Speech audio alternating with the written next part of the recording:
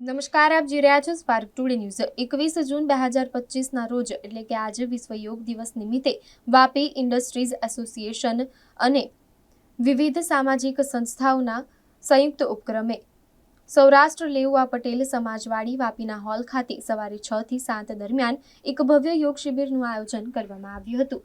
આ કાર્યક્રમમાં ગુજરાત રાજ્યના નાણાં ઉર્જા અને પેટ્રોકેમિકલ્સ કેબિનેટ મંત્રી શ્રી કનુભાઈ દેસાઈની વિશેષ ઉપસ્થિતિ રહી હતી। પતંજલિ યોગ વિદ્યાપીઠના યોગ ગુરુઓ દ્વારા આ શિબિરમાં ઉપસ્થિત તમામ લોકોને યોગના વિવિધ આસનો અને પ્રાણાયામની તાલીમ આપવામાં આવી।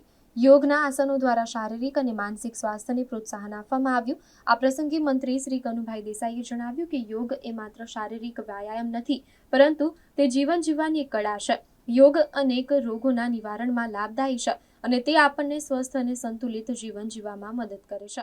ભારત વર્ષની અનેક જૂની પરંપરાઓને આગળ વધારીને દેશના યશસ્વી વડાપ્રધાન ભારત વર્ષ જે એક સોનેરી ચિડિયા કહેવાતું, સમગ્ર ભારત સ્વસ્થ હતું અને સમગ્ર વિશ્વમાં એની સંસ્કૃતિનો જે ડંકો વાગતો હતો, એ આપણા યશસ્વી વડાપ્રધાને ફરીથી સમગ્ર ભારતના યોગને સમગ્ર વિશ્વ ફેલાવીને વિશ્વ યોગ દિવસની જે એક આખા વિશ્વમાં અલગ જગાવી છે અને એના લીધે સમગ્ર વિશ્વ યોગ કરીને સાથે સાથે સમગ્ર વિશ્વને એક સુંદર સ્વાસ્થ્ય અને શાંતિ માટેની જે ભેટ આપે છે, એના લીધે સમગ્ર વિશ્વ 21 જૂને આ દિવસ મનાવી રહ્યું છે અને આપણું ગુજરાત, ભારત અને સમગ્ર વિશ્વમાં આનો જે એક મુહિમ ઉપાડી છે, આપણા દેશના વડાપ્રધાનશ્રીને આપણે જનનાયક કહી શકીએ।